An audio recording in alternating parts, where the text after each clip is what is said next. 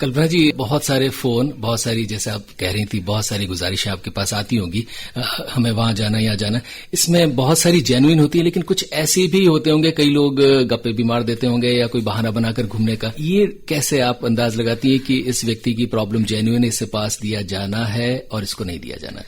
हमारे पास लगभग 150-200 application daily आ रही हैं कि हमें यहाँ जाना है, हमें वहां जाना है। तो हम उनके आईडी प्रूफ मंगाते हैं, उनसे फोन पे बात करते हैं। वो 150 एप्लीकेशन में से मैं कम से कम 3 या 4 एप्लीकेशन छाड़ती हूँ, बाकी रिजेक्ट कर देती हूँ। मुझे लगता है इसकी जेनाइल प्रॉब्लम है, वास्तव में उसके पिता बीमार हैं और बच्ची अकेली है या कहीं जाना है उसको, उनको छाड़कर फिर मैं उनको अप्रूव करती हूँ।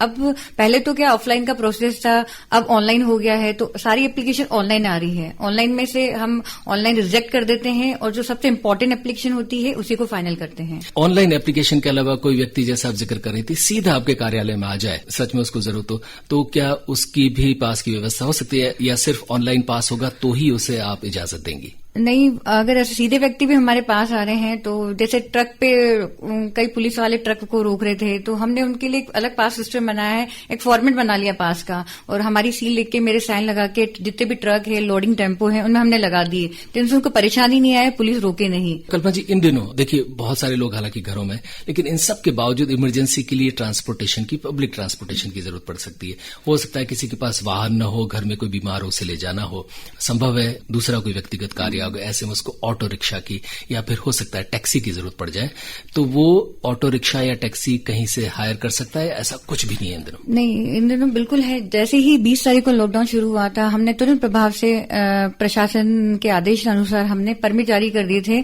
उदयपुर में उस समय से ही ऑटो सुविधा हॉस्पिटल यानी मेडिकल इमरजेंसी के लिए लगा रखी है।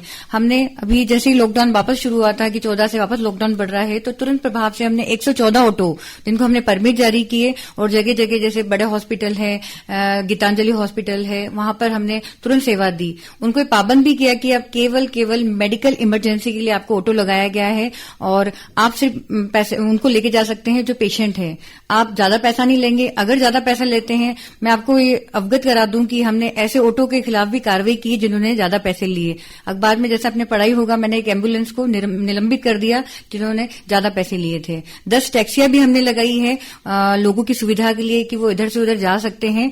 सुधा जी, एक आपसे जानना चाहूंगा कि इन दिनों चूंकि ये ट्रैफिक की व्यवस्था से आप लगभग उस ढंग से मुक्त है, लेकिन थोड़ा सा ये बताएं कि आपके साथ भी बहुत सारे ट्रैफिक पुलिसकर्मियों की एक टीम है, वो इन दिनों क्या कुछ कर रहे हैं और क्या वो सामान्य जांच या दूसरी गतिविधियों में ही संलग्न है या साथ साथ ट्रैफिक का काम भी इनडायरेक्टली देख रहे हैं? हमारी टीम ट्रैफिक पुलिस की जो है वो 120 के लगभग ट्रैफिक पुलिस कर्मी है और होमगार्ड का जाब्ता भी हमें मिला हुआ है फॉर द पर्पज ऑफ जो हमारे 20 के लगभग नाके हैं उनमें हमारा जाब्ता सारा डिप्लॉय है।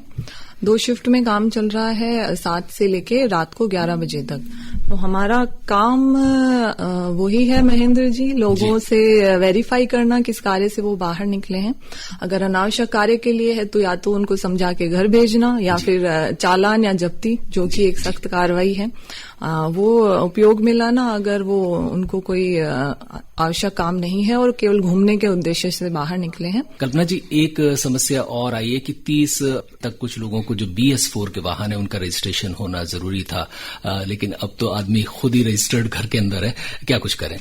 बिल्कुल सही है। 30 मार्च से पहले BS4 के सभी वाहनों का रजिस्ट्रेशन हो जाना चाहिए था, लेकिन अभी परसों ही निर्णय आया है कि जो BS4 के वाहन, जो शेष बचे हुए वाहन है, उनका तुरंत प्रभाव से रजिस्ट्रेशन कराए, उसकी 30 अप्रैल डेट कर दी है।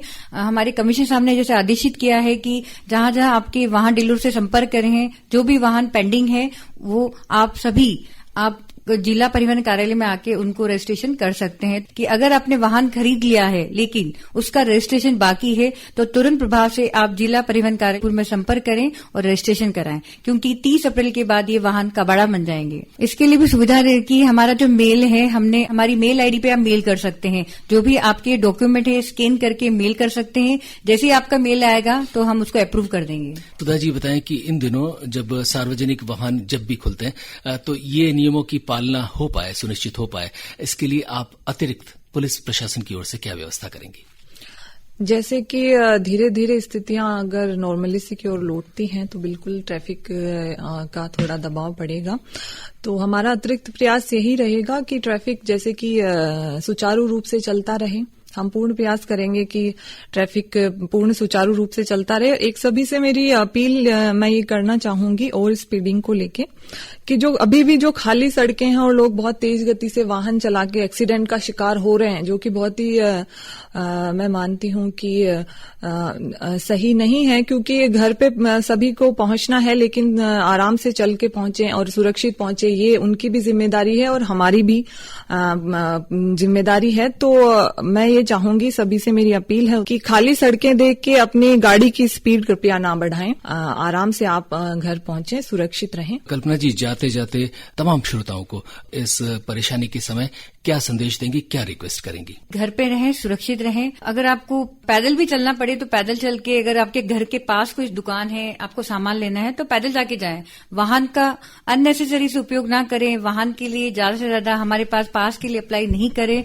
बहुत ही जरूरी है तो हमारे पास अप्लाई करें, हम उनको पास भी जारी करेंगे। लेकिन अभी सबसे ज्यादा इम्पोर्टेंट है सुरक्षित होना। तो मेरा आप सभी से निवेदन है, घर पे रहें, सुरक्षित रहें। सुधा जी, आप भी क्या कहेंगी? सबसे पहले तो महेंद्र जी, सभी उदयपुर वासियों को मैं बहुत ही धन्यवाद देना चाहूंगी। दिल से मेरा आभार है सभी के लिए। 1 महीने की लगभग अवधि पूर्ण हो चुकी है लॉकडाउन की, और उसमें सभी ने बहुत ही धैर्य से, संयम से, शांति से सभी पुलिस प्रशासन का साथ दिया है। घरों के अंदर बने रहे हैं मैक्सिमम लोग, और हमें जो सख्त कार्रवाई करनी पड़ी है वो उदयपुर की जो जनता है उसका 1% भी नहीं होगा। तो बहुत ही संजीदगी का परिचय उदयपुर वासियों ने दिया है, वो आगे भी बना रहे। और मेरी यही अपील है सबसे कि घरों पे रहें, सुरक्षित रहें। इस वैश्विक महामारी से बचने का और कोई दूसरा उपाय नहीं है।